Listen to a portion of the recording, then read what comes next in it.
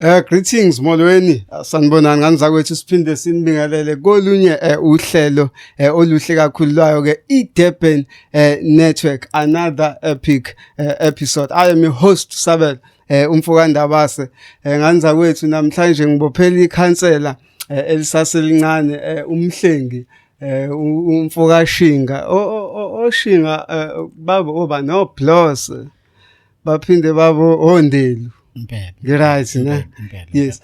Umhlengi lo umfokashinga waku what 111 abangazike mhlawumbe ukubanikeza nje isithombe emlazi kaH iyona what abuya kuyona uzosichazela ngoba ngathi angazi noma uyaphuma noma uyangena kwenzakalani kodwa ngathi bayambiza ngale what 78 abangamazi what 78 ika K emlazi mfethu sikubingelele sikwamukele studio. Asibonge kakhulu ithuba umhlengi wakashinga ukhansela wakhona i111 siyabonga kakhulu nje ukuthi sibe kanye nani namhlanje siyathokoza.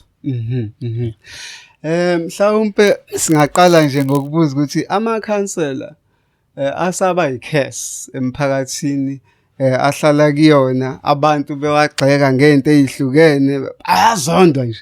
So ngifuna ukuthola ukuthi ngokwe-analysis yakho as a council yini le yenza lento? Usho nje iqiniso ukuthi angazi ukuthi ukhuluma ngani kodwa ngokwami la engiphuma khona vele engakusho ukuthi abantu ngeke baye nganxanye bengasiwona amanzi. Yeah. Kodwa nje la engiphuma khona noma ngingasho ukuthi kukhona but mangabe umuntu nje akukaze nje noma bekuthiwa sasilona ke ikhansela. Yes. Kuyohlezi nje kukhona abayangala abanye beyangala. Ukancane uzothola ukuthi abantu bazoya endaweni eyodwa ngaso sonke isikhathi. Yeah, nanokuthi ke asiyona imali yabo.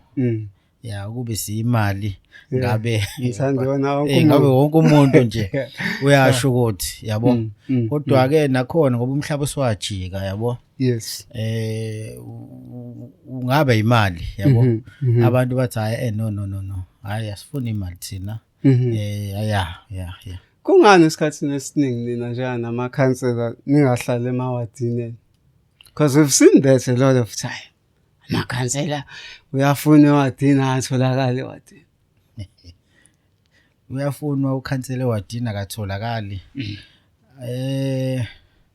Angifuni nanokusho ukuthi ukhonjwaphi ukuthi uhlala kodwa nje hayi abantu bayasho yabo njenganami nje ngikhethwe ngo2021. Yes. Njengoba ngingela namhlanje ngihlala ezakhiweni. Yes. Angikaze ngisuke la engakhethelwa khona yabo. Kuyobe ngenze iphutha ke uma ngabe ngiphendula amahemhemu yabo. Abahlali basezakhiweni bayazi ukuthi umhlengi ulala la uvuka la kanjalo yabo. Yeah. But ikhona ke nezinye izinto ke abanye abantu bake bazisho bethi hayi uSibani yakasahlala la yabo. Njenganami kwakwasho ukuthi angisahlala engihlala khona yabo.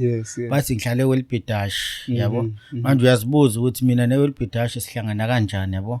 So abantu meke bathola ithuba nje lelo la besuke bekhona abanye beyishayila izinto zabo ungeke uzubagxeka ukuthi bashayana basho noma yini but wena mangabe ukholela ukuthi I know usayi lo khansela lowo akumele ube worried noma uyikhathaze ngezinto ozazi ukuthi ziyashiwo kodwa wena awukho kuzona. But generally ukungabukhona kwabe emawadini mhlawumbe uthola ukuthi they living in the northern side of that city, maybe mhlawumbe uthola ukuthi wasemlazi uhlala mhlawumbe elalusha uhlala emhlanga or something, you know. Akuyiraise leyo equation ukuthi akekho comfortable ngama conditions what ayilidayo. Yawona muphathi igaba lithi balalusha noma mhlanga. Angikholelwa ukuthi kunekhansela elingahlala kuleyo ndawo leyo. Yes. if uzobuka isibonelelo sawo noma bekuthiwa ngithanda kangakanani kodwa vele angisoze ngathanda ukuhlala la vele ngakhethelwanga khona yeah but back to umbuzo angikholela ukuthi abantu abasuke bekhethile yes so sengaze kube buka ama condition athize angagcine esenza ukuthi umuntu asuke la ayikhethelwe khona njengoba nami noma zikhona izinto ama conditions athize yes umuntu angathanda ukungena kona kakhulu but still ngisahlala khona la engangikhethelwe khona ama conditions awazange ngisuse la but ngisakhona yes you are one of the hailed young cancer neyincomo nje nokuzithola nje randomly and stuff yini le oyenze ngokuhluka compared to ozakweni mhlawumbe okade babuka ngaphambili bese esikhundleni esifana nawo iqiniso lithi uma ngabe une interest abantu kakhulu enhlizweni ubathanda futhi abantu yes wenze ngendlela abantu abalindele ukuthi wenze ngayo ngikholela ukuthi ingakho umhlengi wakashinga kukhulunywa ngaye nje ngicabanga ukuthi iThekulonke even abangahlala eThekwini yeah babuka imisebenzi yabo nanokubehavior nje emphakathini yabo akumele ukuthi ukhansela utholakale usema jointini khona nekhona yabo like bangwa khona umsindo khona lapho la kuliwa khona lapho yabo so wena njengokhansela kumele uzame ukuthi wenze okuhlukile yabo ngoba khona kwesinye isikhathi ubone ukuthi izimo ziyaphoqa ukuthi uye lapha yes kodwa kumele ukukhumbule phela ukuthi wena uyikhansela labantu yabo akumele ugcine usuyithola usuba endaweni errong noma usuphendula izinto ezwrong ngesikhathi eswrong ngoba lento okuyona izogcina isiyehla yes recently you've posted ukuthi abaphakamisa izandla abantu abano matric baningi abantu abaziphakamisile izandla lapha okuveza ukuthi i-rate of unemployment is too high ewadini yakho or mhlawumbe elokishini nje as a whole you know so umbuzo uthi yini eniyenzayo what is your strategic planning towards creating job using ama resources lawa enonikezwa uhulumeni ukushiqinisa lo mbuzo umuhle unzima kwesinye isikhathi kwabanye abantu kodwa uma ngabe umuntu okhethwe abantu yabo ukuthi hamba ubenzela lo msebenzi abantu bese bekunikeza imithwalo yabo bonke akumnandi mina uthola ukuthi kunabantu abasha uma ngabe ngibhala ipost ekhuluma ngento ethinta umatric uthola ukuthi ngizo-inbox abantu abangaphezulu kwa-500 yinto ewumuzwa ongekho right yabo yabona-ke thina esihlala khona ezakhiweni siyazi ukuthi kunabantu abasha abaningi abano-matric nabanye banama-diploma ama-graduates yes yabo so uma ngabe ukuleli khona leli so abantu bakholela ukuthi njengokhansela ungenza izinto eziningi yabo abanye ezinhle abanye ezimbi yabo ngizosika nje kokunye ukuthi kunomunye nje engizwana naye yabo yes ono grade 11 saphambana ngokuthi wayengibuza noma efuna ukuthi ngimsize ngento ethinta umatric yomkokotelo yabo jeez yabo and ngizama ukuthi as umuntu ngala ukhansela yes umuntu ukholela ukuthi kuyona yonke into eyenzakalayo enhle noma embi so ucapable ukwenza lokho yabo so uma ngabe usukuveza ukuthi hayi no njoba ula ukhethile ukusebenzela umphakathi kunezinto ozaziyo kunezinto ongazazi yabo so ingakho ke mina ngike ngiinvolve even abantu abama academic yabo Yes, yes. ukuthi babe seduze kwami ukuzama ukubuka ukuthi kule inkinga lezi ezinye senza kanjani ukudlula kuzona yabo. Ingakho kade nibona emasontweni adlulile ngithe ku social media bengaqali Yes. futhi angigcini ukuthi sidinga abantu ngoba khona ezinye zezinto esifundiswe zona kakhongolose ukuthi Yes. asibuki la eduze asikhethwanga la eduze sikhethwe Yes. abantu ngokuhlukana mina ke ngeke ngize ngikufihle ukuthi la ngikhona ngangivotelwa ngisho abaholi bakwamanye amaqembu yabo into ngeke uyikholwe nawe yabo ngivotelwe ngisho bathi ama pass agent Yes, yabo yeah. amanye amaqembu yabo ngangingabeki ubuqembu ngaphambili but abantu bazi umhlengi ukuthi akaqhakambisa ukuthi uvelaphi noma basi Yes. but ubeka interest yabantu phambili. So ukufuna kwami kwabantu abano matric kunohlelo oluzoqala uthinta ukubhaliswa kwamatayitela. Yes. Lo lahlelo ke alidingi umuntu nje yabo.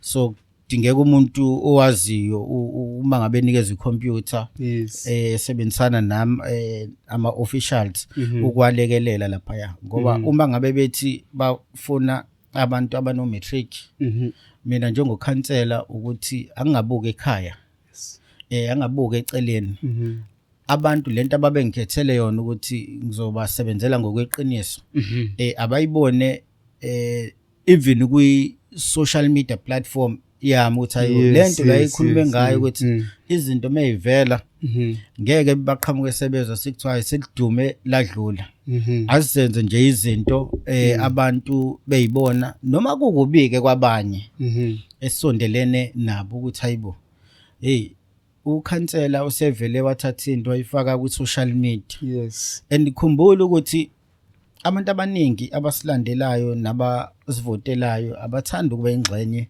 yezinto ezithinta imihlangano. Uma ngabe besuke kubekile kulesi sihlalo bakubekela ukuthi wenze konke abakholela ukuthi ku right okuzokwazi ukuthi kubasize. Yeah. You've been also accused as councillors mainly with cadre deployment. Hayi ngizofaka uNelsiwe lo walapha ka block bani ngoba waye khona ngicampaign i-social army lalikhona and stuff. Kungani nikhetha amabala mase kuqhamuka izinto emphakathini? Mina mfowethu ngizoyikhulumela mina. Ngeke ngize ngibakhulumele ozakwethu. Yes. Futhi ngizophinde ngikhulumele abahlali balapha ya ewa 111. Ngizoqala nje kwento ethinta intuthuko. Yabona last year around uJune kufika kuDecember. Yes. uMasipala usinikeze ithuba lokuthi silungise izindlu ezo 17. Yes. Kodwa uma ngabe sesisondela kuona umphakathi lo sasubhekile imizi engigcine ngikwazi ukuyenza u14 emithathu banje bayichitha ngo last minute abanikazi ba ngoba bethi abanayo enye indawo abazoya kuyona yabo. Ngizama ukuthi kule mizi le akekho ngisho umuntu oyedwa engithi ngiyamazi noma ngikhule naye noma isihlobo sami yabo. Ngiyayidrivela mina njengoba ubona nje ngila namhlanje ngiyidrivelile yabo. Ngibuke ngoba uma ngabe uzobe uthumele kwesinye isikhathi izona lezo zinto lezo ezenza ukuthi sigcine sesithukeka ngoba asibuye singayibambeli yabo. So mina ke ngiyayibambela mina ingakho ngikusho nje phambi kwenu nabo ababukele emakhaya ukuthi indlela engisebenza ngayo kuleyo ukuthi deploy usibanibani angikholelwe into efana naleyo yabo. Ingakho ungeke ubone ngisho umuntu wasekhaya Yes. Sengikhuluma ngekhaya lami ke ukuthi hayibo nangumuntu wakashinga la uthathiwe wafakwa la ungaya khona ngibashiye khona bakhona nje ekhaya. So kulesihlalo engihleli kusona ngabekwa umphakathi. Yes. Angibekwanga abantu basekhaya. So kumele ngibe careful kwizinto engizenzayo ngoba izona lezi zinto lezi ezenza ukuthi umphakathi uma uzozenza ngobudlapha bagcine sebefuna ukukhipha singakafiki isikhathi sakho. So uma ngabe uzothi uyabuka nje manje ayikaze ibe khona imhlengi masifole. Angikholelwa futhi ukuthi empilweni yami iyokibe khona into efana naleyo. Kodwa ke beyohlezi bekhona labo bantu labo abawu5 yabo abawu3 ababona ngenye indlela. Kodwa nakhona if uzozuma in uyabona ukuthi hayibo yazi labantu bake basizakala lapha.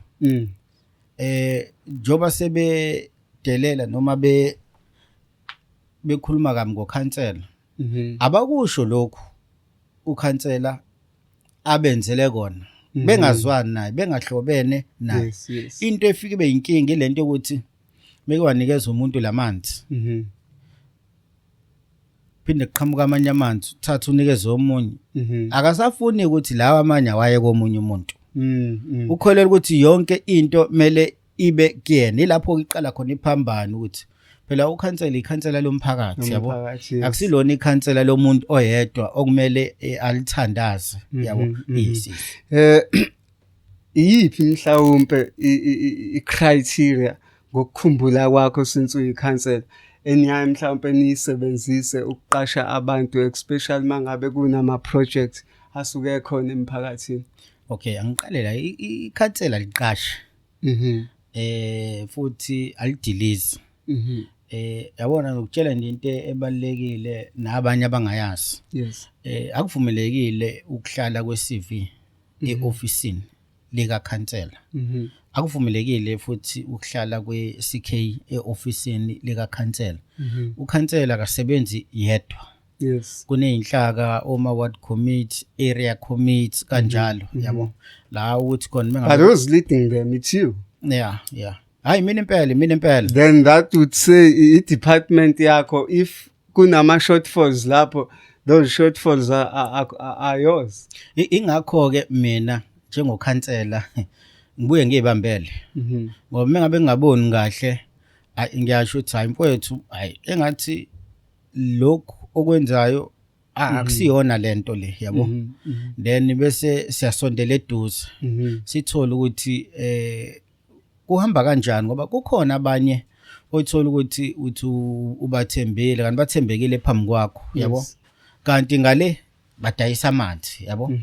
Kanti ngale ubatshela ukuthi abenze lokho uzosekuthiwa omunye usevele waqasha indoda yakhe yabo. And ingakho khansela neteam yakho nethimba lakho nihlangene isiphi istrategy enisebenzisa mangabe kuqhamuka iproject thiwa kufuneka abantu abawu20? What do you do? Okay, kukhona iward committee kunama VDs ngokuhlukana yabo. Nje la ingikhona kunama VD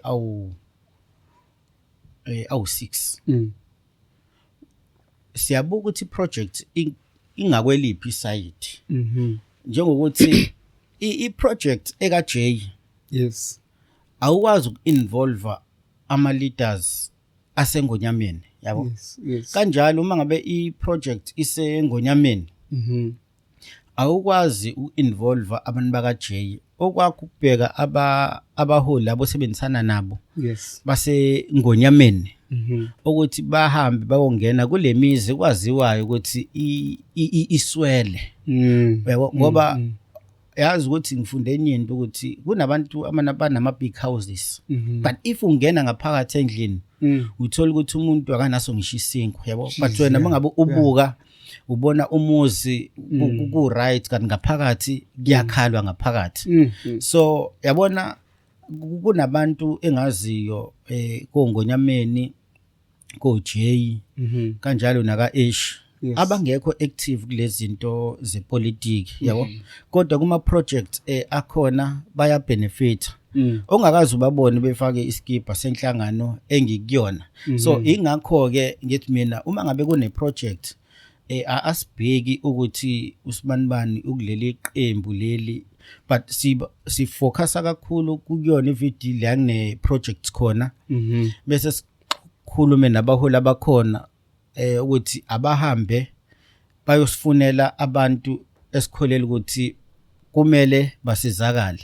But angikusho ukuthi kuyenzeka kwesinye isikhathi uthi wenza kanjalo kodwa uthole ukuthi omunye wabantu bathumile usenza ngendlela yakhe hayi ngendlela le thina esimthume ngayo. But umuntu mangabe seyitholile ke ngumuntu oqondile mina ukumbeka eceleni bese ngiyaqhubeka ngiyayibambela yabo, ngoba ngifuna ukuthi mabe ngithuka ngifuna ukuthukelwa omunye umuntu ngono ngithukela ukuthi ukhansela wenza u1 no2 no3 yabo. Ngizokulinganisela nje ngo2013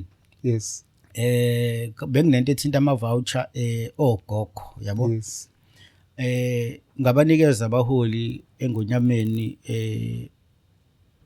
khona indawo ekuthiwa iseSandpit ukuthi I know abafune ogogo kanje kwaku December yabo. Ngangibanikeza u2 days ukubenze le exercise le. Hayi ngicabanga ukuthi kwaphela u5 days bengayenzile yabo. Ngabona ukuthi ngeke ngithi ngisebenzisana nabantu but bahluleka nje ukuthi basebenze endaweni abahlala kuyona ukuthola abantu abadala ukuze sibanikeze ama voucher. Ngathatha bona abaholi abaseduze kwami iward committee sayela thina khona kuyona iVD. Sangena umuzi nomuzi. Angiphela umuzi akusho umuzi mabubona akukho la ukuthi lo muzi wakubuka leli qembu, lo wakubuka leli qembu, lo wakubuka leli qembu. Siyangena nje singene sibanikeze kanjalo sibabhalise senze kanjalo yabo. So ngizama ukuthi indlela esiyisebenzisayo kuyenzeka sithumele kodwa uma ngabe sibona ukuthi hayi engathi la akwenze ngale ndlela lesikholela ukuthi right, ngiphumela mina eoffice ngihambe ngene umuzi nomuzi nabaholi ukufuna lokho engikholela ukuthi ku right for umphakathi. Abantu abaningi have rubbished le criteria yokubheka ukuthi mhlawumbe umndeni disadvantageous kangakanani. Ubona mhlawumbe kwamanye ama wards bona le ndlela yeinamba yokufaka inamba eboxini because they say it is transparent, akekho umuntu ozuza because wazubani and stuff. Angaze yini mhlawumbe ngicabange ukuyi-adopta as to something to escape from ukugcina ngigxeka ukuthi naya njalo lapha kaMthembu kanti yini yazi ukuthi kumele uma ngabe umuntu noma umholi awusoze waba 100%.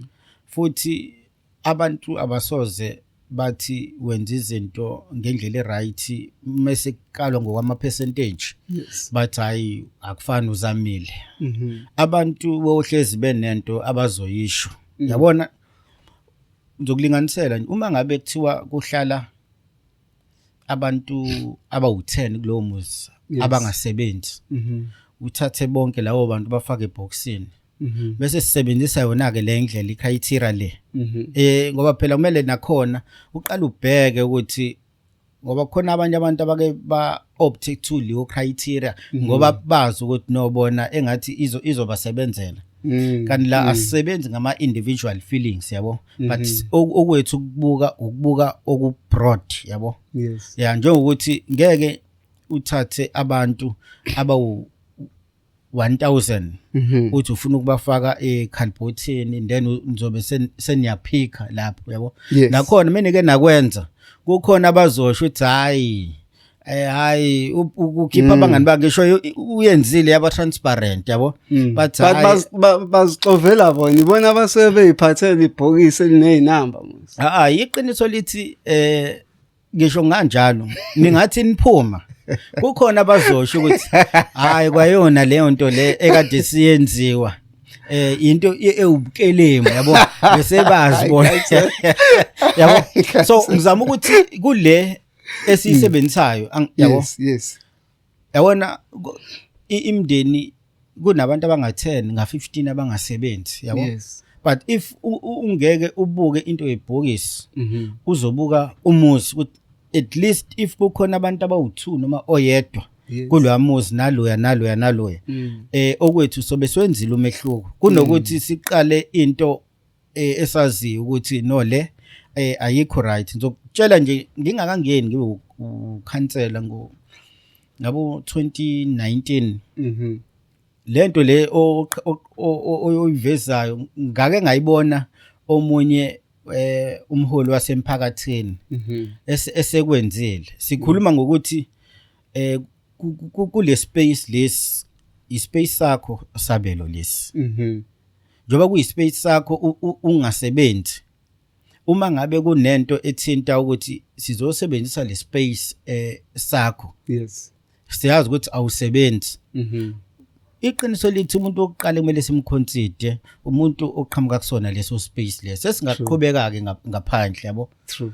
so nakhona ngawo lo nyaka lo ngafika nje sekushukuzwa ibhokisi yabo lapho kunogogo ongakwazi ukuyikhulumela uhlala nomkhulu sekwashona amadodakazi wonke sekusele abazukulu yabo abazukulu abawu3 sebefikile ku18 fika kuyashukuzwa njalo yabo but ngase ngithi mina no le wrong le kungani kungathathwa umuntu oyedwa la kuwona umndeni ngoba phela kuzofaka iablution block la yes umuntu okumele akwazi ukuthi ayihlanze noma ngeke ngisho ukuthi akubo bani but umuntu akaphume khona kulona leli gceke ngoba akusiyona into right ukuthi njoba sihleli kanje sekunento ethinta ukuthi kumele usizakale sekuyothatha umuntu wangaphandle yabo lento ayihlukile nokuthi leyokushukuza uthatha umuntu waseClermont uthi akazosebenza eMlazi bebe khona abantu baseMlazi kanjalo uthathe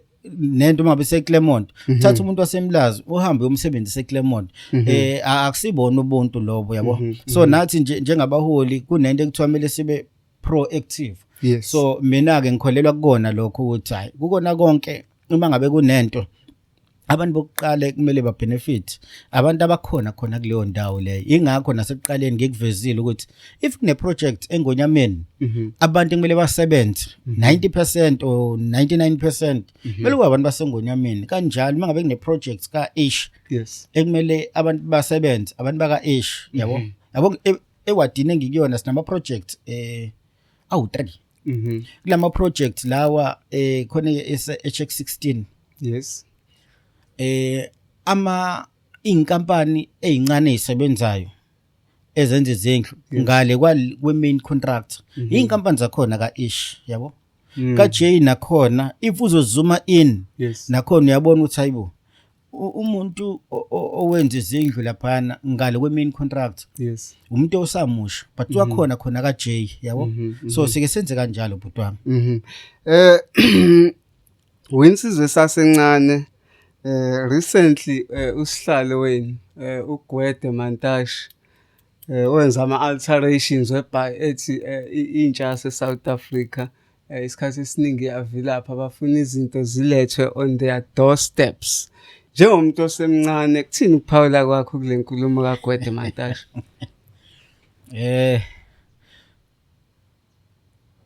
uGwede usihlalo we-ANC uGwede i-ANC uGwede ukhansela uShinga ukhansela uShinga kodwa ngilaye ngikhona kungenxa ye-ANC so ngicareful kwizinto engizenzayo nezinto engiyishoyo yabo so angeke ngize ngiphendule umuntu omdala ukuthi kodwa ke akekho umuntu ongageji yabo kuyoba wrong uma ngabe sizothi abantu abasha babukeka ngale yandlela abantu abasha bayafuna ama opportunities yabo and nathi mabe evela kumele sibanikeze ngaloko ukuthi kube namagama esiwakhiphayo angekho right kakhulukazi uma ngabe umholi siyazi ukuthi i-last term ka-President Cyril Ramaphosa ngokwakho ba ungafisa abe successor yakhe mhlawumbe ake ngithi mina kubizinto ezithinta i-race kulento ye presidential izinto zangaphakathi ku-ANC. But you've got unaso isifiso sakho, that's why ngikubuza kwi-capacity ye-individual. What if ngizothi mina ungathini? That would then depend ukuthi do you have an agility and the capability to be on that position. No, ukusho iqiniso nje ukuthi ukuba kulesa sihlalo lesiya akusiyona nje into okumele uvele usuke uyithathe nje kalula, yabo. Yes. Awukwazi ukuthatha umuntu futhi okule age engikuyona. Yes. Bakhona abantu abadala abazabalazile, yabo, aseben experience engcono ukuthi bangangena lapha, yabo. Yes. Noma ngeke ngize ngisho ukuthi ngifisa ubani, yabo. Kodwa ngikholela ukuthi ama branches e-ANC ngeke azalenza iphutha.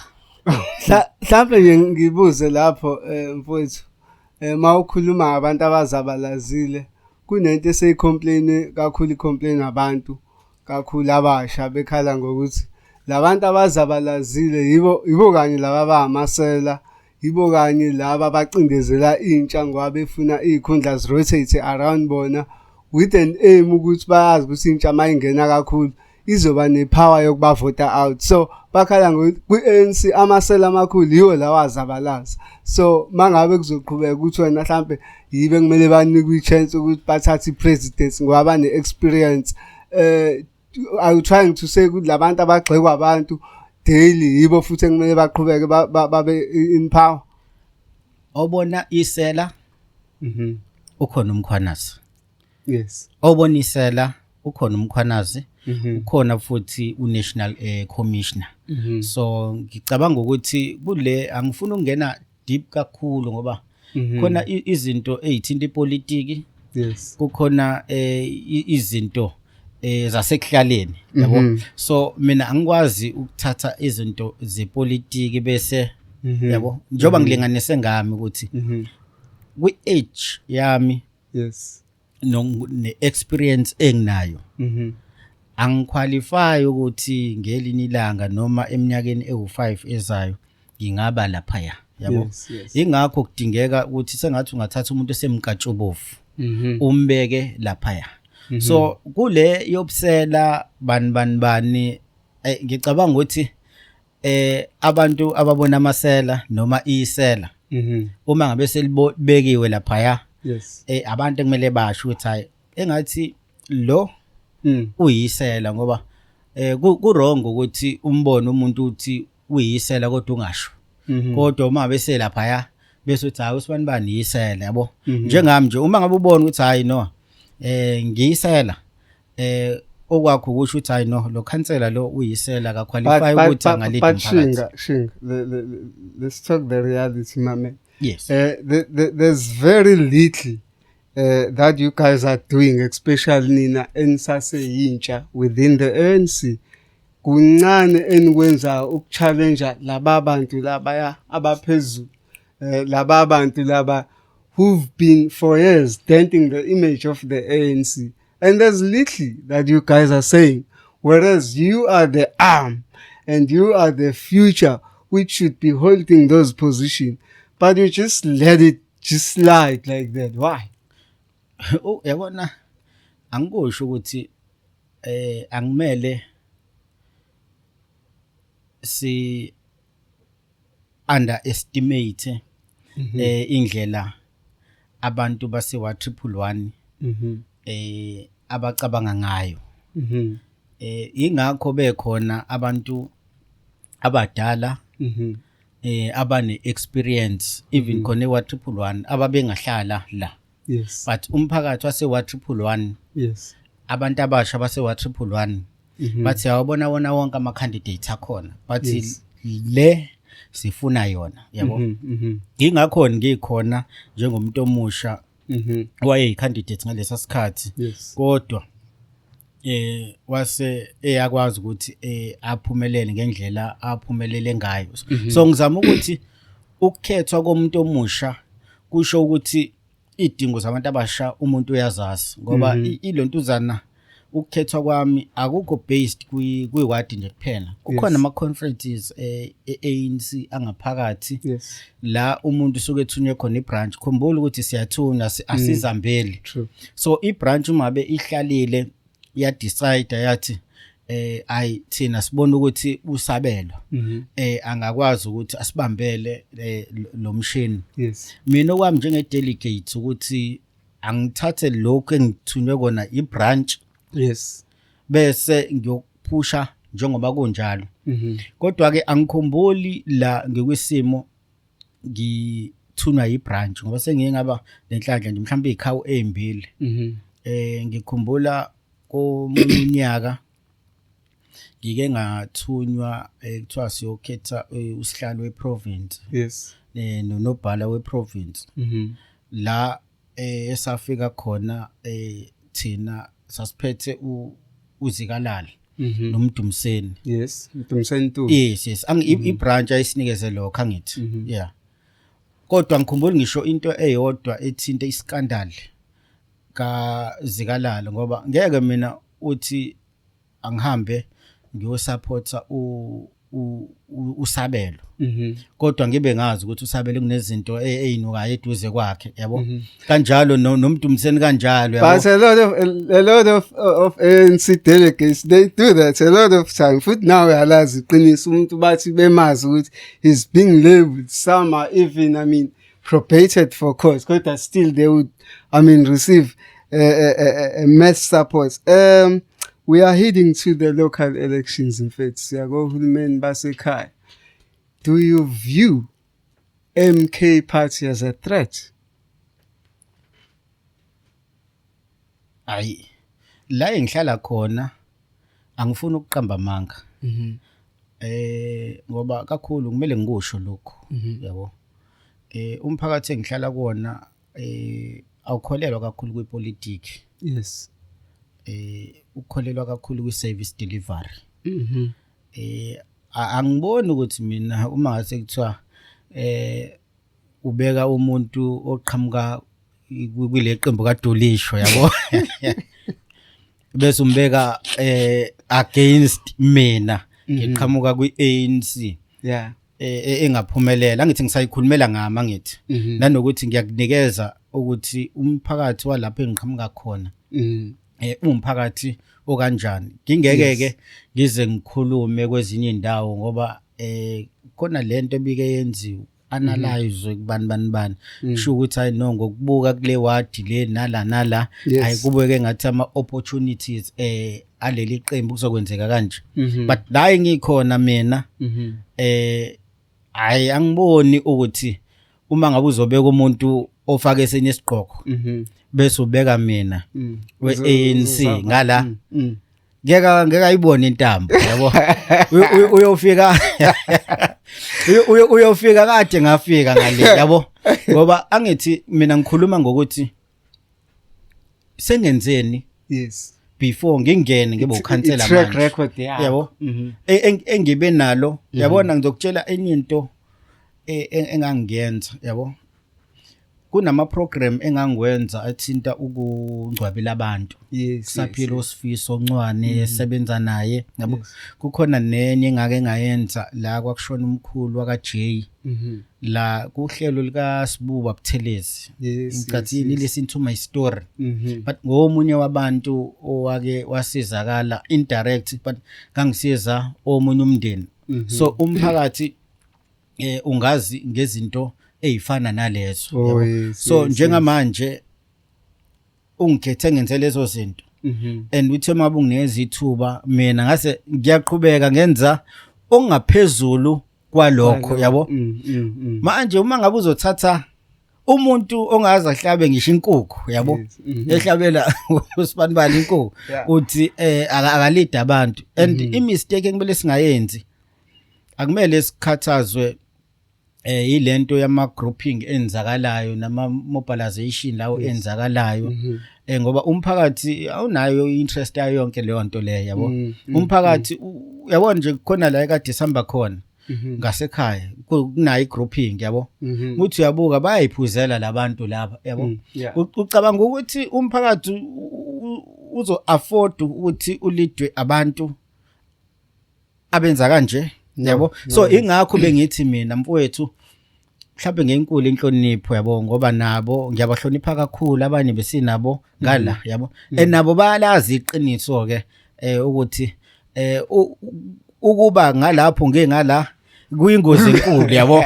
Kungcono kungcono ngisuke bese ubeka omunye umuntu mhlawumbe ke umuntu angazama yabo kodwa uma uzobeka mina la kwi-ANC bese ubeka omunye umuntu ngala lesaskipesini isibhaxo uyosithole emini kapha mfowashinga ngifuna just your general response ungayibalekeli le question le ungayicasheli just nje ube straight ngokubuka kwakho over the years yini lenze iANC ya dropa kangaka.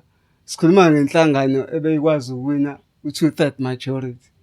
Today they would just go even below 40% or make 40%, which has resulted to the GNU that we have today. Yini lenze ya dropa kangaka? Just nje your general response. General response. Mina njengo khansela wase wa 111. Angikusho ukuthi ukhona umuntu okhulumela iANC. Kodwa angikusho ukuthi lo mbuzo ngicabanga ukuthi mhlambe udinga bona yabo. Kodwa mina ngikusho ukuthi la engisuka khona ngo2021 yes ngisuka eMlazi ngathola u78%. Wow. 78 ayikho iward eMlazi yathola u78% beside le ngiqhamuka kuyona yabo. So ngathi mina yayilido bani before wena kwakumuntu obuya from your organization or the other organization? Angikusho ukuthi iward 111 iward entsha njoba iyintsha khona iportion yaka J khona iportion yaka H khona isengonyameni angikwazi ukuthi ibilidoba ngoba yintsha yabo. So ingakho mina nana manje ngiproud ukuthi ngo2021 yes ilona ikhansela elincane ebelilisha kodwa likwazi ukuthi lithathe ibhena yeANC libeke phezulu. Khona enye into engifisa ukuyithola la u111 ubudumile nje ngento ezihlukahlukile ezinye nje ezinodlame but after ungene kule term yakho kube nozinzo olukhulu yini leyo yenzile ehlukile?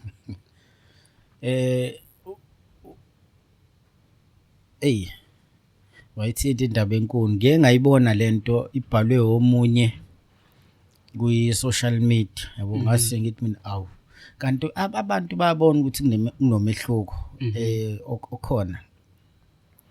Ingakho kubalekile ukuthi uma ngabe uzokhetha ikhansela khetha umuntu okhulele lapho yes owaziyo nama dynamics akuleyo ndawo leyo yabo.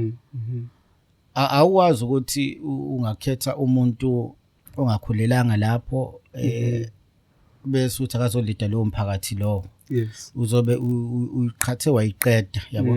But kulezinye izinto ebezenzeka bekukhona ukudubulana ungenelwa kwabantu bani yabo. yes Mina njengokhansela engikwenzile ukusondela kakhulu eduze kwa umphakathi even nala ekuthiwa besikhala kakhulu isibhamu khona yabo. Ngene sikhulumisane nomphakathi ngoba uma ngabe uya kubantu akumele uthwale ubukhansela ekhanda yabo. Abantu kumele uba understand ukuthi awulwi yes kodwa izinto ezibhedayo ezenzeka kuleyo ndawo lezo awuhambisani naso yabo. So abantu uma ngabe uyakubona ungalwi ukhombisa ukuthi umuntu bazokwenza lokhu okuright yabo. So ingakho even into ethinta ubugebengu nezinye izinto but uyabona ukuthi hayi engathi lezi zinto lezi ayisenzeki kodwa nje ukuphendula umbuzo into engenzile nje ukusondela kakhulu kuona umphakathi nokusondela kakhulu la ekuthiwa siduma khona yabo ukuzama ukuba seduze ukuthola ukuthi abantu batheni yabo nanokuthi ke mina ngisebenze kakhulu nelinye ithimba yabo into yaka CI ngiyazi kakhulu yabo ukudlula ngisho abanye abantu abakhona yabo yes uma ngabe ngikhuluma ngento yaka CI ngikhuluma ngento ye-intelligence yabo kumele ngazi ukuyikhona nekhono ukuthi ubani ogangayo yabo kumele ngazi ukuthi uma ngabe kusuke kufe i-light kade ngishintshile ubani ojwayele ukubulala ama-light ngoba ngasiphi izathu yabo so okwami mase ngisondela eduze mase utholile ukuthi umuntu umsondeze eduze angithi ukusebenzise i-intelligence yakhe angithi umtshela ukuthi I know uyena owenza kanje ngale inhloso kanje so akayiyeke lezi zinto lezi ngoba if kuukuthi iyaqhubeka uzoyithola esengena ngaphakathi entilongweni so okwami ke ngisebenzise kakhulu izinto ezifana nalezo yabo ingakho uthola ukuthi abantu bomthetho angibaxwayi ngoba yonke information ezingazi ukuthi izosiza umphakathi umuntu uyashare nabo ukuzama ukuthi siye phambili nomphakathi ubumbane ube into eyodwa sikhulume nge-alcoholism eningi ebukeka ingxaki elokishini ikhona nekhona mawujikisa imoto yonke into iphethe i-microphone yayo and stuff ngokubuka kwakho as a council yini engenziwa mhlawumbe just to alleviate the weight of alcoholism emalokishini ngihlezi ngithi mina noma nje mhlawumbe ngithi mapha ama projects nina ngoba phela inina who are at hand imapha ama projects eninawo noma eniwa conceptualize or now strategize ukuthi these are the projects that we're going to introduce in order to help labantu abanenkinga yokucula etshwaleni mhlawumbe angiphendule njengomuntu omdala yabo ngingaphenduli njengengane uma ngabe kune to ethinta ukujova kwezinja ngisuku ngifuna ukugwema amaraba ngithi yes okwethu ukuthi simemezele ukuthi ngalolu usuku lolu sizobe sijovela amaraba ngithi yes so uma ngabe abanikazi bezinja bengayilethi izinja yes okusho ukuthi ngeke baze bakwazi ukuthi basizakale kulento yamaraba yes isisazoqhubeka izinja lume abantu bathole izifo so ama programs siyawenza ukushintsha impilo zabantu abasha sifune bonke abantu even abanye obona ukuthi no lo uyalidinga usizo but umbuzo uthi ke wenza kanjani ukuthi umama alethe ingane endaweni efanele yes uthola ukuthi siyabadinga abantu sifuna ukubasiza kodwa uma ngabe laba abahlala nabo sebethi hayi lelo bhubesi lelo thina asikwazi ukuthi simthathe simlethe noma lelo kati lelo asikwazi ukuthi silethe la ngoba ngisho singalilethe kusasa lizophinde libuye futhi lenze izinto ezifana nalezi yabo mina nginalento sithi ngikhulele ezakhiweni angikhumbuli ukuthi kunento noma kunabantu abangangifaka entweni engekho right for mina yabo yes ingakho namanje khona omunye kade ngibuza ukuthi ngineminyaka emingaki yabo ngamtshela ukuthi hayi no manje sengiyongena ku40 yabo yes uyabona uthi hayi ngila ku 22 yabo so angithi imina engigwema izinto akusho ukuthi lifestyle ephila yabona i-background yami iyona echaza ubumina yabo akushongo ukuthi ngoba ngikhule ubaba ngamazi isimo singekho right ekhaya sihlala ezakhiweni umuntu efaka ibhlukwe elidabukile yawe ngayiphathi ngisho imali esikoleni so angi-opte ekutheni ngiyithole sengiba semakhoneni ngibamba inkonzi ngenza izinto ezibhedayo yabo kodwa impilo engiyiphilile iyona le engenza ukuthi namhlanje abantu abanenkinga ngibabuke ngenye indlela yokuthi kumele if umuntu esenama challenges lapha kumele ukwazi ukuthi umsize yabona ngizokulinganisela njengoba sila khona abantu esitheme ngabe sihlangana nabo emgaqweni wabona lo uthi yabo lo ngisho ngamvalela unyaka wonke uthi hayi uzama ukuthi umbuyise yabo kodwa uyabona ukuthi no uzobe uyayidlalela yabo ngikholela ukuthi mfowethu umuntu oyokwazi ukuthi ayikhiphe yena kulento yena ama drugs utshwala bani uyena umuntu oyothi hayi no yabona manje hayi senganele kodwa uma ngabe kunabantu abazothi hayi no cancel ngiyasiphakamisa mina isandla ngifisa ukuthi ngisizakale kulento ukuthi ngifuna ukuphuma utshwaleni ngifuna ukuphuma kuma drugs isandla sami ke ngisiphakamisile so ubusuthi umbuzo ngoba sikhuluma ngama is a daily basis you know you'd probably as a counselor being told ukuthi umfana walapha uyahlupha akulalwa mesedakiyo wenza kanje umfana walapha igedlela lisahlali ukuthi kuthengwe igedlela belithatha bla bla bla niyangenelele kanjani mina ngoba phela icounselor kwesinye isikhathi liyagcina selubaba emphakathini nomuntu isha ahlulekayo yena ukuthi mhlawumbe ayilungisele yena athola ukuthi uzobiza icounselor ukuthi cha counselor ngenelela la umfana uyasihlupha umfana ahlalisekile asisabi ngisho nanethu bobho phezulu kwetafula umfana akezwe nisiza kanjani kuma social ills njengalawo to address such situations. Before ngibe ukhansela kukhona amanye ama program ebengikona ngike ngaba unobhala we CPF ewadini ngike ngaba iPRO ye youth desk eBekthemba police station beswenza ama program okuthinta ukuthi siya kanjani la esithole khona ucingo olufana nalolu yabo but nakhona kumele ubuye usebenzise lokho engengakusho ekuqaleni ukuthi akwazi ukufonelwa ngo6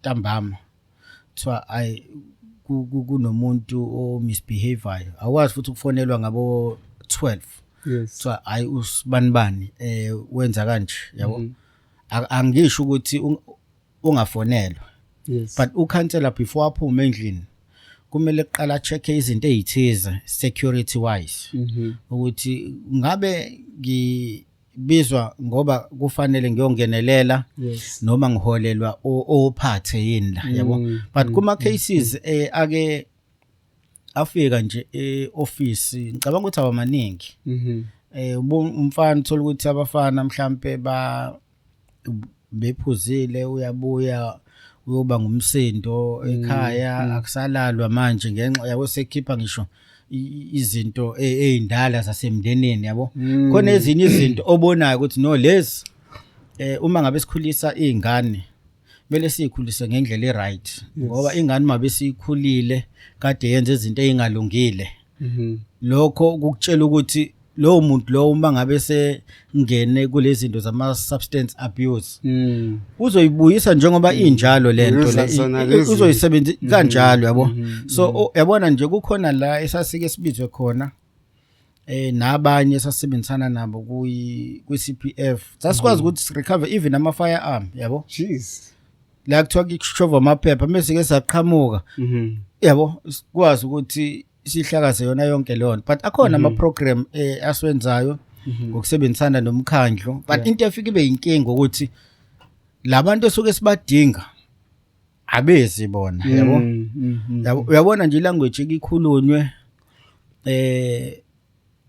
ibona labantu esuke sibadinga yabo mase simemezela ngoba phela ngithamba ngenyawo siyalalela yabo kuthiwa yabo imashili yabo Yeah. thina sikwazi thina ukuthi singaya ngala yabo westela isikhathi yabo Yes. kanti sizama ukuthi siyolungisa impilo zabo yabo but kuhle ukuthi sithi senza into emphakathini uthola ukuthi nabo labo bantu laba basenkingeni bayafuna ukusizakala yabo ngoba awukwazi ukusiza umuntu ongafuni ukusizakala ngisho amalungu omndeni ngamthatha azimqukula azombeka khona la Yes. lokho akusho ukuthi lo muntu uzosizakala yena engashonga ukuthi ufuna ukusizakala yabo noma bekuthi uphuza kangakanani uma ngabe nje esanento ethi hayi yena usabona ukuthi alcohol i-right for yena, noma then, yeah. i-drug lithize li-right lo muntu lo ngisho ukuthi uthanda kangakanani awungeke ukwazi ukumsiza kodwa umuntu obona ukuthi no lo uyasho ukuthi uyafuna ukusizakala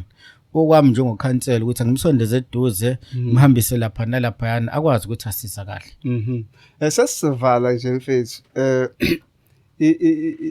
the political arena or the political space has been recently famous about the bad things, especially indawo yamakhansela.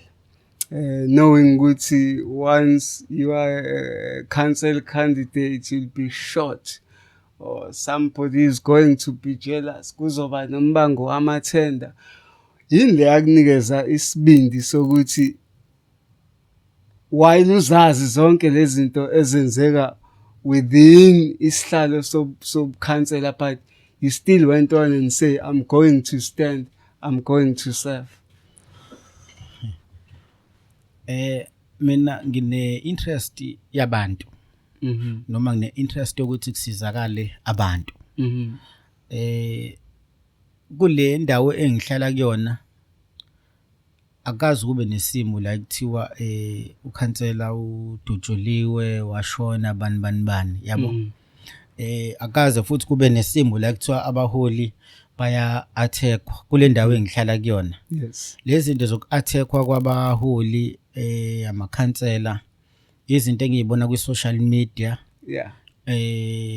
izinto engiyibona ku TV yabo kodwa if usujula uyabona ukuthi ikhona into esuke eduze kwalabo bantu. Yes. Abayibona engathi umnotho kulesihlalo engikusona njengokhansela akaze kube lula ngisho kuthiwa ngiyaphuma. Yes. Umuntu ohlala kusona akulalwa baba akulalwa uqicingo nje likhala njoba likhala nje yabo Yes. liyakhala nje kuze kuyoshali leso sikhathi leso yabo so nabanye abantu bake bakufonele mfowethu beyiphuzele yabo ngabo 11 thola ukuthi ulele umuntu bamba ucingo athi abe ngifuna ukucheck ukuthi hayi ulele yini yabo so kodwa ke kule yokulinyazwa kwabaholi into umuntu angahambisani nayo engekho right esifisayo ukuthi nalabo abayenzayo noma labo abasetshenziswayo ba understand ukuthi akusiyona impilo uma kusuke kukhethwe amakhansela so ekukhethwa abantu abazoletha iservice izinto zomathenda namakhansela izinto eziqhelelene kakhulu lezo because into ebengifisa ukuyibuza ukuthi awunawo yini influence emsebenzini esuke iphumile and stuff. Yabona uma ngabe umsebenzi ukophumile akazi nokuthi usuke uphumephi yabo mina okwami ngijabulela ukuthi uma ngabe ngithe ngifisa ukulungiselwa forum. Yes. Ukuthi umasipala ukhetha bani kuliphi khona noma ukiwa ngakephi angazi nokuthi kiwa ngakephi kodwa engikwazi ukuthi uma ngabe setholakele uzothula officially ukuthi nayi inkampani esihlonzile futhi angibuze ukuthi enihlonzile kwenzeke kanjani akusikhona kwami lokho. What if bahlonza ikhampani mhlawumbe ekungayona asendaweni wayilwazi kahle ukuthi wena kunabantu abanenkampani that are registered and paying tax who can do this work awukwazi ukuquestion into enjengale? Hayi phela angithi kunama board okuyiwona a deala nalezo zinto lezo la eThekwini kuno but something cannot be raised as an error of concern kungekho umuntu osukumile wayibona ukuthi cha laba bafowethu niyaphambuka kumele ngabe kunje. So ngifuna ukuthola ukuthi le source lekuyiyona eqhamukayo ithi no siyasiphakamisa isandla thina lo baba lo inkampani yakhe akuyona la ka H, so sicela inkampani yala ka H ukuthi iviphasela lo msebenzi. Angikusho ukuthi mfowethu akaze kwenzeke into efana naleyo. Back to umbuzo wokuqala ngizophendula nalo wesibili. Abantu bangena ngizobeka ngegama mina engazi ngalo, angazi bona bayazi banendlela bayibiza ngayo bona labantu beyinkampani. uMasipala unepool A1 Yes. yaseThekwini. Durban Portal. Yeah, yes. Ngokulandela imigudu le baphike lo muntu lowo. Then lo muntu bese kuba nento abayisebenzisi kushisa demarcation ukubheka ukuthi yes sesikuficile lapha ku portal kodwa iaddress yakho ikubize ngonyameni, that means shothi right ukuthi ungenza lo msebenzi ngoba wena oqhamuka la. kukhona uhlelo olibizwa kuthiwa yini uvuka uphile. Lolo hlelo lolo uhlelo lisuke libuka ukuthi lo msebenzi njoba ukanje udinga wenziwe yilabo bantu bakuleyo ndawo leyo. Yes. Kodwa angikusho ukuthi uma ngabe selenziwa nakhona ukhansela kabu ingxenye yalelo hlelo iwona uMasipala ukuyisystem okwazi ukucheck ukuthi no lo wakhona kule ward, wakhona kule ward, wakhona kule ward. Mina mhlawumbe kuneyinkampani engaphezulu kwa100 ngeke ngize ngizathi zonke yabo. Kodwa uma ngabe sebephikile lo muntu nakhona washo ukuthi hayi no uzosebenza la izothula official. Mina angikwazi ukuquestiona iprocess yomkhandlo ukuthi lo nimphike kanjani. Likhona ikomiti edila nazo zonke lezo zinto. Mina okwami ukuthi lokhu ekade ngikufuna ukuthi kwenzeke ekuthinta intuthuko sokuzokwenzeka. Kodwa nakhona kuloko ukuthi ngoba kumele kube ne% elisetshenzwa umuntu wakhona. Yes. Nakhona lo inkampani esuke inikeziwe okwami ukuthi invite nabanye abakhona sonkontileka ukuthi mhlawumbe izinto sibhale ku social media noma sidlulise kuma group banibani ukuthi hayi abantu abaneyinkampani e111 abasondele kanje sifike simthule umuntu lo osethuliwe ku cancel ukuthi nomuntu ozokwenza umsebenzi yes main contract unomuntu ozokwenza umsebenzi kanje then 70% umsebenzi uzokwenziwa uyena 30% uzokwenziwa inkampani yasewadini okwakhe ukuthi acollecte yonke ama document ale inkampani ezikhona around la ewadini nakhona ayoyichecka kaMasipala ukuthi ngabe zikhona yini kwi system. But nakhona uyena okwazi ukubona ukuthi no le I right le ayikho right.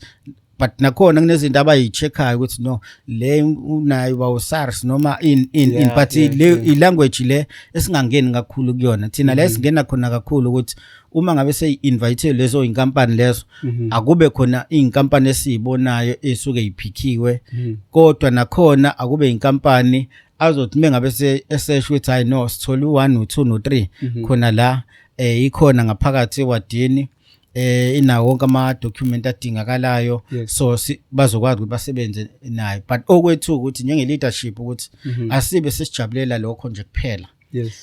Sibe sesondele eduze ngoba siyafisa ukubona nabantu bewadi besebenza ukuthi ngoba sekusizakale wena njoba ukhona la njengomuntu ozonikezwe isapho okwethu ukuthi asondele eduze ukuthi even abantu abazoqashwa akuba abantu bakhona le wadini ungafika unikezwe into yale wadini bese uthatha izihlobo zakho zakwenye indawo belo baqashe nakhona. But nakhona mangabe usubaqasha sebenzisa yona le ndlela ukuthi sebenzisana nabaholi abasuke be around lapho ukuthi ba identify lo mndeni besuke sibona ukuthi iyadinga banikezwe abantu umsebenzi. We've heard ukuthi some of the community projects njengalawa okhuluma ngawo sekunokubonakala sometimes inkampani noma ama individuals alabantu bokufika bangenamaphepha and stuff. To allow that squad yakho mayike yenzeka under which conditions, whether they skilled, whether they unskilled and stuff. Ngoba sekujwayekile kuyazwakala ukuthi impela bayahlaba lapha kunini emalokishini.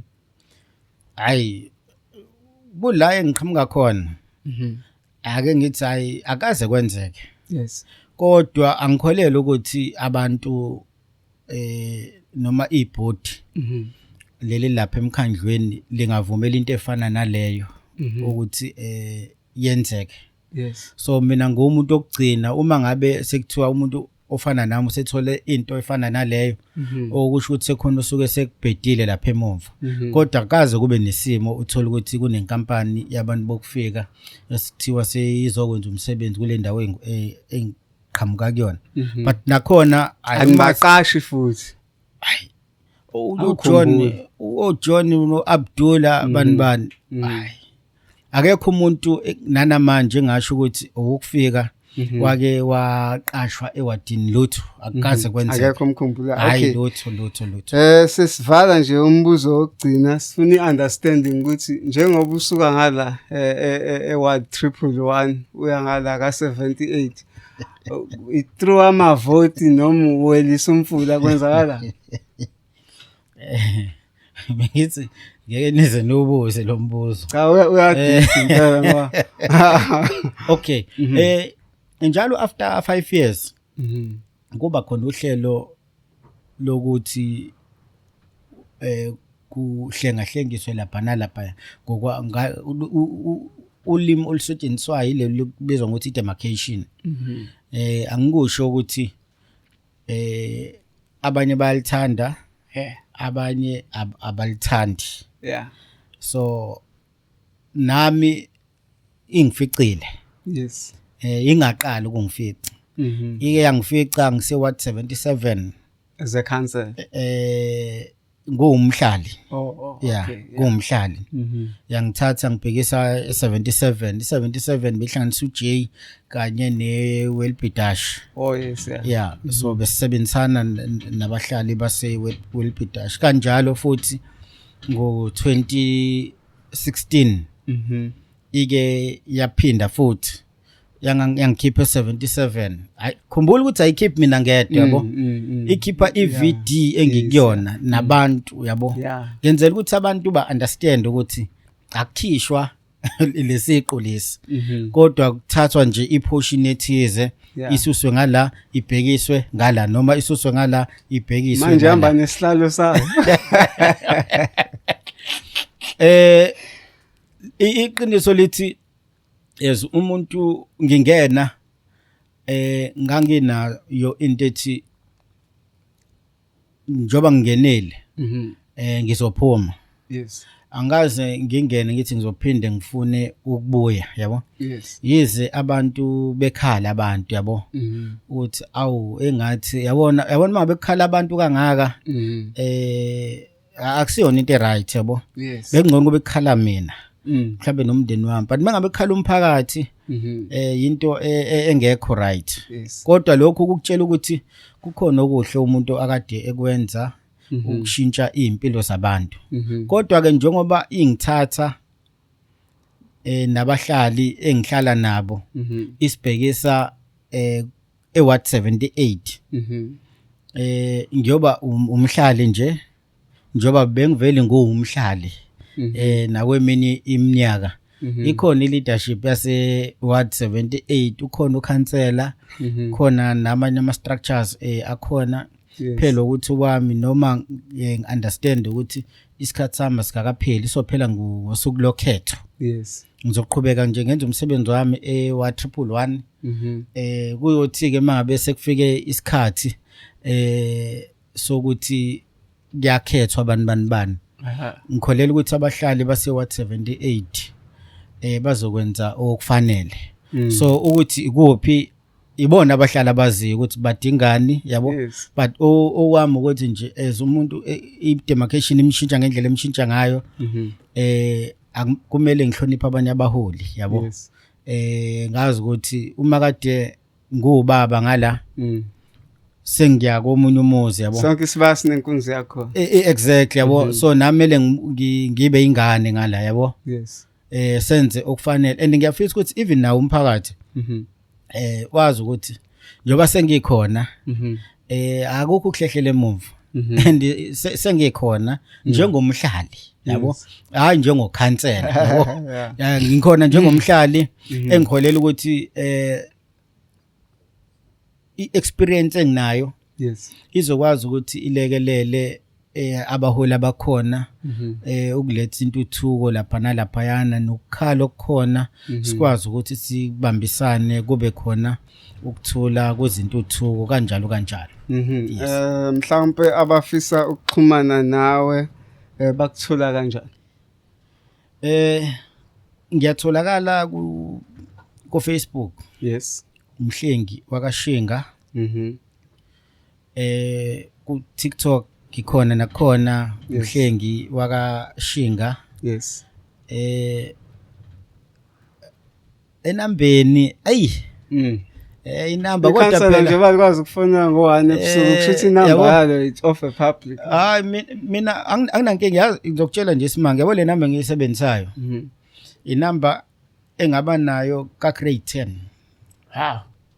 2005 yabo nanamanje ngisasebenzisa yona leyo number le angazi ngiyishintshe yabo noma ikhona enye number yase office but le number le ngiyisebenzisayo ikhona iyasebenza abantu bayazi la ikhona bazokwazi ukuthi hayi ngabanikeza kusiyona inkinga 072 8722 481 sizoyibhala ke nala ngaphansi nganza kwethu sivala kanjalo kuhlelo lwayo iDurban Network labe sihleli khona noMhlengi umfokashinga oyikhansela la ka Ward 111 njengoba ngishilo ukuthi it's between OJ OH ongonyameni khona lapho ongahleke makuhamba isikhathi agcine ikhansela futhi lapha eWard 78 sivala kanjalo kuhlelo la iDurban Network. I am your host Sabel mfowethu abasinsizwa yasemkhomasi sithi nje kuwena bake babonana